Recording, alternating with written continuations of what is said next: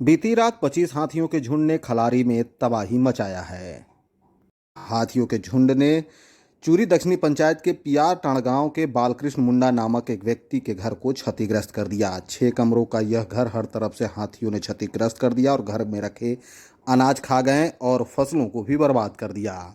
जानकारी मिलने के बाद भाजपा नेता कमलेश राम गांव पहुंचे और पीड़ित परिवार से मुलाकात की और सरकार से पीड़ित परिवार को तत्काल मुआवजा देने की मांग की। इधर जानकारी मिलने के बाद खलारी पूर्वी के जिला परिषद सदस्य शालिया परवीन और मजदूर नेता अब्दुल्ला अंसारी भी गांव पहुंचे और पीड़ित परिवार को आर्थिक मदद करते हुए सरकार से उचित मुआवजा देने की मांग।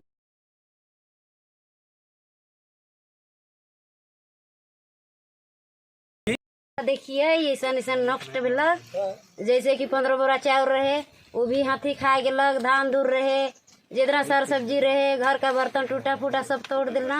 हमले अभी तक हमीन खाना उना कुछ नहीं बना ही नहीं खा ही अभी तक, और हमीन अभी तक कुछ अभी तक नहीं खा ले यार खान ले से ही, ठीक ना।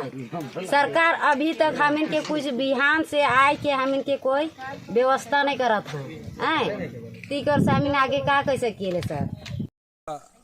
इस कांके विधानसभा क्षेत्र के खलारी प्रखंड के ये दक्षिणी चूरी पंचायत है और पियर टाड़ ये गांव का नाम है। कल रात को लगभग 23 की संख्या में जंगली हाथियों ने इस गांव को अपने चंगुल में ले लिया और जितने भी इस क्षेत्र में इस टोला में फसल था, चाहे मकई का हो, चाहे बादाम का हो, चाहे धान का हो, चाहे करेली का हो, जो भी फसल है सारे फसल को नष्ट कर दिया। और रामजीत मुंडा जी का जो घर है, ये घर आप देखे होंगे, ये रामजीत मुंडा जी हैं और उनके पुत्र हैं। ये लोग लगभग 7, 8, 10 लोग अपने परिवार रहते हैं।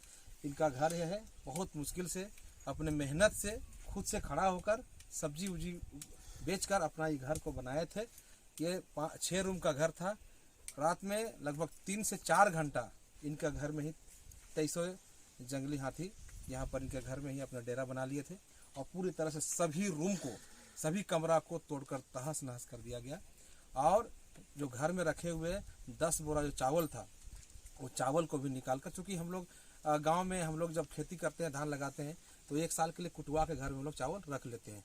चूँकि अभी बरसात में हम लोग को खाना है, बरसात अभी धान लगाया हुआ है, तो 10 से 12 बोरा चावल था। ये चावल को भी निकाल के जंगली हाथी खा गए और जहाँ जितने भी बर्तन था सब बर्तन को चकनाचूर कर दिया, बर्तन तोड़ दिया गया। और जो भी सामानें थी, बच्चों की किताब कॉपी भी देख रहे हैं, किताब कॉपी भी छतर भीतर सब हो गया। घर में कुछ नहीं बचा। अभी आप ये लोग को सोने के लिए जगह नहीं है और खाने बनाने के बर्तन नहीं है। कौन सा बर्तन में ये खाना बनाएंगे? सुबह से ये लोग भूखे हैं, खाना नहीं खाए हैं। ये बहुत चिंता का विषय है। हम यहाँ पर पहुँचे हैं और चूँकि भारतीय जनता पार्टी की छोटा सा कार्यकर्ता होने के नाते जो भी किसी प्रकार की समस्याएं होती है, चूँकि रात में हमको मालूम चल गया था और सुबह हम यहाँ पर पहुँचे हैं। अभी इन लोग को देखने के लिए किस हालत में लोग हैं, तो देख के बहुत अफसोस लगा कि घर में कुछ नहीं बचा है। अभी तक वन विभाग के अधिकारी कर्मचारी नहीं आए हैं, ये चिंता का विषय है। और इस प्रकार की अवहेलना, इस प्रकार की सरकार की अनदेखी ये बर्दाश्त नहीं की जाएगी। मैं यहाँ पर आया, अभी रेंजर साहब से मैंने बात किया, उनकी बात से लगा कि उनको जनता से कोई सरोकार नहीं, कोई मतलब नहीं है। मैंने उसको कहा कि फर्स्ट ऑफ ऑल मानवता भी होता है।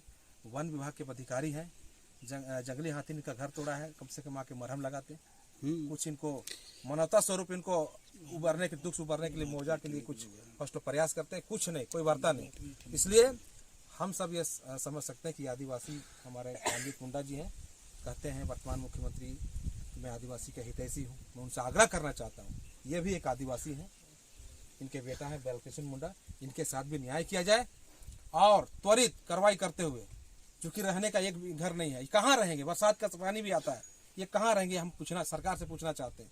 आज रात को ये कहाँ रहेंगे? आज यहाँ कहाँ खाएं खाना? कितने दिन तक हम लोग इनको खाना खिलाएंगे? कितने दिन तक लोग अगल बगल मदद करेंगे? जो प्रावधान सरकार का प्रावधान है, वो प्रावधान में ये पीस जाएंगे, इनका काम नहीं होगा। सरकार को ये काम करना चाहिए, मानवता होनी चाहिए कि आदिवासी के साथ खड़ा रहे।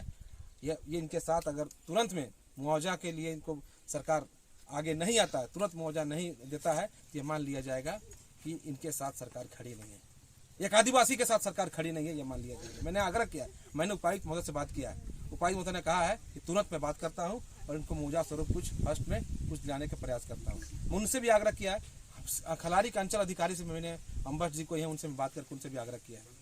मैं सभी रेंजर से बात किया, डी साहब से बात किया, सीओ से बात किया, सबसे आग्रह अभी किया है और ये किया है कि चलो आदिवासी रामजीत मुंडा जी ऐसा हुआ है, कल तक इनको किसी प्रकार का सहायता नहीं मिलती है तो ये मान लेंगे कि सरकार ये ढोंगी है, आदिवासियों के साथ सरकार खड़ा नहीं है। और हम भारतीय जनता पार्टी के कार्यकर्ता होने के नाते हम लोग सरकार में है तो उनके लिए काम करते, विपक्ष में है तो इनके लिए खड़ा होकर विपक्ष की ताकत बनाकर इनके लिए हम लोग आंदोलन भी कर सकते हैं।